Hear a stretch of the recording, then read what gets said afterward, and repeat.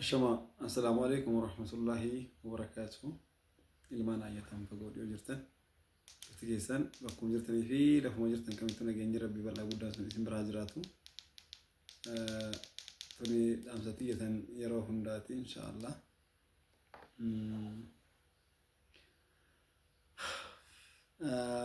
أرى وانتك جتشون بربادا maybe kara channel YouTube kiya kanan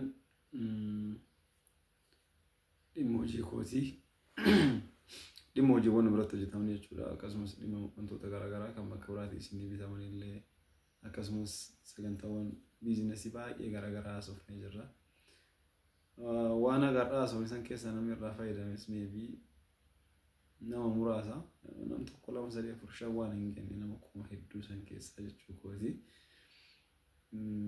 kun jechuun namni hunduu fedhii abbaa irratti hundaa garuu wanti xiqqashoo garaana nyaatu yoo jiraate sagantaawwan dhimma biizinasii wal qabatan ani afaan oromootiin hojjedhe sun bakka biraatitti warroota afaan amaariffaatiin hojjetan biratti wallaahi view isaanii yoo ilaalu baxaan ummii garma hedduu akka nama ajaa'iba akkamitti akka namni ilaalu viidiyoo isaanii san waa'ee maashina saamunaa jarri maxxansan nama kuma hedduu jala seenee ilaalaa fi share kan godhu like kan godhu comment kan godhuuf view isaa kuma hedduutti ba'a waa'ee saamunaa dhangala'oo view isaa kuma hedduutti ba'a biizinasii buddeena hojjetanii buddeen goggogaa hojjetanii hoteelota irratti raabsuu ja'a meeqa akka inni fidu waa'een dhimma maashina kasalaa maashina saamunaa maashina zayitaa maashina shaama everything YouTube afaan amaariffaatiin hojjetan bira yoo deemtan akka isaan itti wal jajjabeessan wallaahi akka ajaa'ibaati haa ta'u alhamdulillah keenyas bareeduma jirtanii irra caalatti ana viiyuun kiyyan adeemuu yookaan waan ta'e tokko toon taane waan an dubbadhe sun maybe nama afaan amaariffaatiin waan ta'e tokko hordofee hubatuu hin dandeenyeef hubannoo daqiiqaa muraasa yoon kenne waan jedhu kanadha malee dhimma viiyuu irraa hawwii akkasii hin qabu sababni isaatis birriin kara YouTubetiin dhufu homaa waan addaa qabateen dhufu anaaf waan guddaa miti gara jechuun gama YouTubetiin waan birri hedduu irraa argannu afaan namoonni itti fakkaatu danda'a jira an hojii kan qopheessifachuu yootiin alatti gama YouTubetiin birri nan eeggadhu illee hin jiru kanumaan jechuu barbaada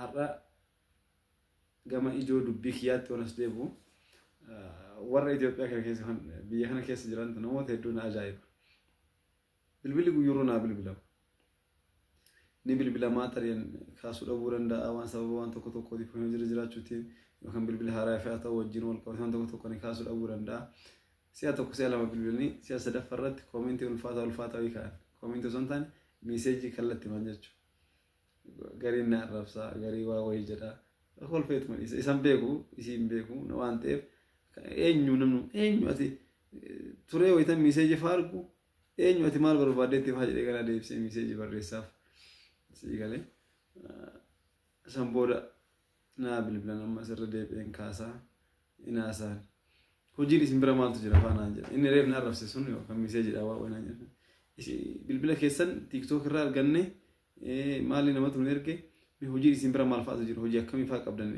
akkamitti isin bira dhufnee hojjetuu dandeenya naan jedha nu bira koottaa nuti hojii akkanaa qabna takku jedhee dubbadheeraan takku hojii wallaahi nama hedduu barnama tokko lama miti Harargee irraa bilbila Jimma irraa bilbila Arsii keenya kana irraa Arsii Bahaata gara in bakka si'a tokko si bilbilee yookaan si'a lama bilbilee ati bilbilee yookaan sudhabde meeseejii si barreessa arraba barsanuu bar dhimma akkanaatiif isinitti ajajame waan ta'eef yeroo bilbila kana argitanitti naaf deebisaa ebaluun jedhama jedhee osoo meeseejii si barreesse bakka namni tokko si bilbilee yoo ati irraa kaasuu dhabde bilbila birrii jiraachuu dhabu yookaan haala rakkisaa keessa jiraachuu waa wayii akka ati taate sammuun isaa mana irra jiraata si'a tokko bilbilee si'a lama bilbilee si'a sadii bilbilee san booda yoo ati irraa kaasuu dhabde ani maqaan koo ebaluun jedhama waan akkanaatiif isinitti hajame yookaan isin barbaadeera waan ta'eef please yeroo bilbila kana argitanitti deebisaa naa bilbilaa waan isin wajji mari'adhutu jira meeseejii sana qofa yoo si barreesse gahaadha bakka namoota guddaa wanni biraan jiru hin argita waan ta'eef dhimma inni barbaadu san illee barreeffama san keessatti hubatteerta waan ta'eef deebiteetiniin falakkeetta fi jechuun waliin mari'atta jechuudha. Garuu si'a tokko bilbilee si'a lama bilbilee kaasuudhaaf nan taane harkatti qabattee bakka bilbila kanatti harka qabattee yoo si bilbila kana ilaaltee waan kaasuudhaaf hin jiru. Tasa lafa keetti biraa deemtu ta'a. Tasa osoo bilbilli kiisii kan keessi hojii biraatiin dhiiga fiiguu dandeessa. Si'a lama bilbilee sadaffaarratti arrabsee affeera. Walumaa galatti amma dhimmi arrabichaan waan na yaaddeessu ta'eetii miti. Garuu namoonni hedduun tokko eega nama arrabstan boodayyuu isiniif bilbilame yoo jedhu wanni isin gaafatuu barbaadan sun waan hin jirre wayii. Waanuma hin jirre waan hin fakkaanne. Yookaan waanuma amma fakkeenyaaf namni tokko naa bilbilee ture. Gara saguree kana. Si'a tokko si'a lama naa bilbilee fakkaataa bilbilee isaa naa gara ture dhuguu haqiiqatti yeroo bilbilutti miiseejii ulfaataa baay'ee na arrabsee kubadhee deebisee bilbileef. Ebaluu jedhama ebaluuti silkii keessan TikTok irraa argadhee hojii hojjechuu barbaada waan ta'eef naan jedhe. Maal hojjechuu barbaada jeen. Inni mari'achuu fi maaltu jira naan jedhe. Wanni akkana hin jira yoo birrii akkana qabaatte bakka kana dhaqxee maashina akkana bitattee hojii akkana eegaluu hin dandeettu. Wanni akkana bu'aa ganaa qaba. Sirsa guree jira. Hayyee magaalaa sanis kanan barbaadu naan jedhe. Maal barbaadde?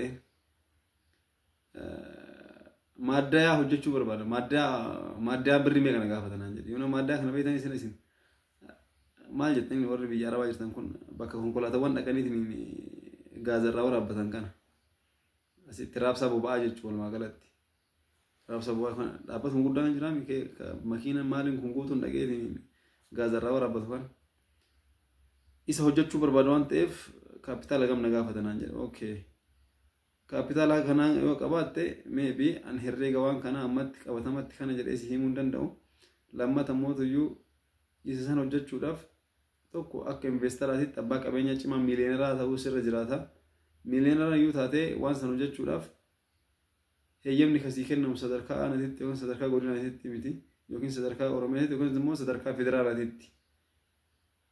Maal jennaan nadaajiin yookaan boba'aan kun biyya alaatirraa gala waan ta'eef Itoophiyaa keessa waan hin jirreef jecha investara biyya alaatirraa sadarkaa baankiitiin doolaara argattee birriin qabdu gara doolaaraatti si jijjiirame alarraa boba'aa san galchuuf ta'uudhaaf sadarkaa investimentiitiin galmaatu sirra jiraata. Malee gorsaanii kana asiis TikTok irraa YouTube irraa si kennaa jiru naan qabalee kan kee keessatti dhaabuu dandeettu. Akkasii aadaa kan hunda fagoo gaafata jechuudha naan jedhe. Ta'innaa meelaa sadaqii gaafadhu jedhee. Agartee si'a tokko naa bilbilee si'a lama naa bilbilee hin argine akka hamaa na arrabse. Miseejiidhaan deebisee bilbileef. Aza waan akkana hojjetuu barbaada waan ta'eef iyyuu saniif isin bilbilee isin kaasuu dhabnaan. Dhugumatti namni kun miiliyoonera yoo ta'e nama waan haga kanaa hojjetuu danda'u sammuu isaa keessa jiru yoo ta'e minimum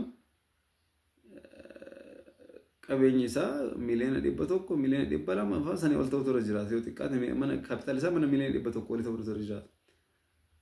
Yoo qabeenyi isaa mana miliyoona 100 ta'uu baate kaapitaal nama kanaa osoo miliyoona 5 miliyoona 10 osoo qabaate namni kuni namni birrii hamma kanaa qabu jechuun nama hojiitii biire namni hojii tokko immoo si'a tokko si bilbilee si'a lama si bilbilee sadaffaarratti arrabaaf hin jarjaru namni hojii baay'ee obsa qaba. Namni hojii baay'ee obsa qaba. Namni bakka hojii hojjetutti bakka hojii garaagaraa hojjetutti sarraatanyaa isaatiin kaaniin maaliin waqaramee kaan jedhee namni isaa wajjin dorgomuun waqaramee dhayamee tumamee arrabsamee maal kan hunda bira tareeti kan milkaa'u ilmi namaa.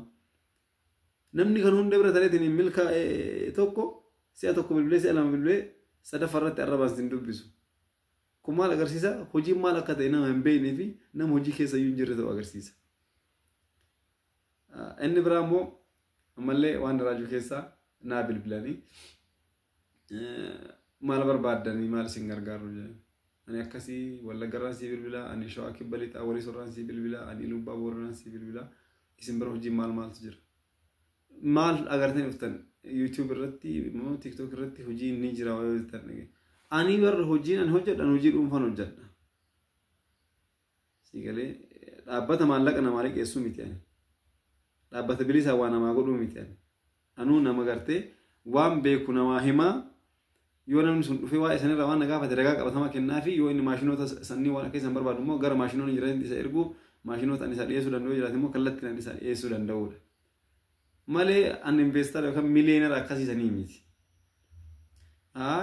Waan hojiin nu biran jira jettan waan ganzaba isinii liqeessinaa nama nu jettan nutti fakkaata iyyuu fayyada.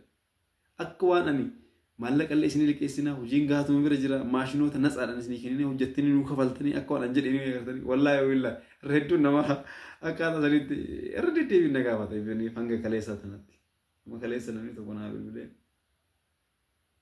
yoon irraa kaasuma irra cufee deebisee naa bilbilee irra cufee ofiisaatti deebisee naa bilbilee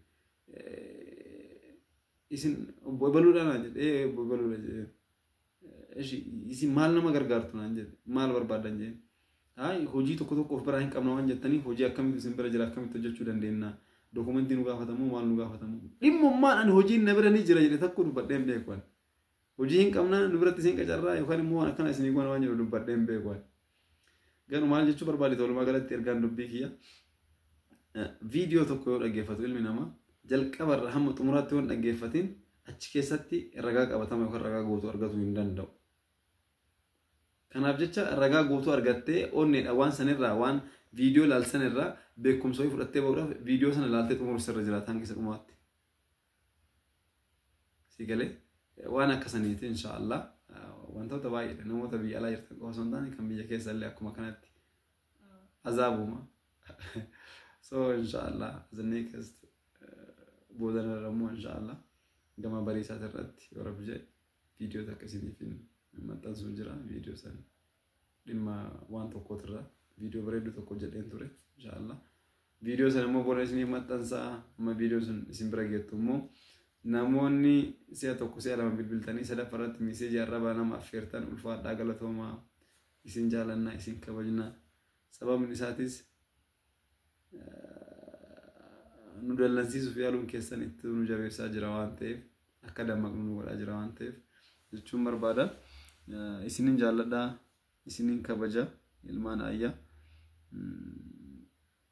ramadaanni bara kanaa immoo ramadaana milkii isiniif haa ta'u bakkuma jirtan hundatti hunduma keenyaafuu ramadaana milkii ramadaana khayrii ramadaana waan guddoo irraa argannu rabbiin nuuf haa taasisu ulfaadhaa galatoomaa isinin jedha inshaallah channel YouTube kiyya kana immoo waliifis share godha subscribe godha ammaas waan ta'e tokko irraa argachuu barbaadan hamma isa xumuraatti dhaggeeffadhaa isinin jedha. Assalaamu alaykum wa rahmatullahi wa barakaatuh.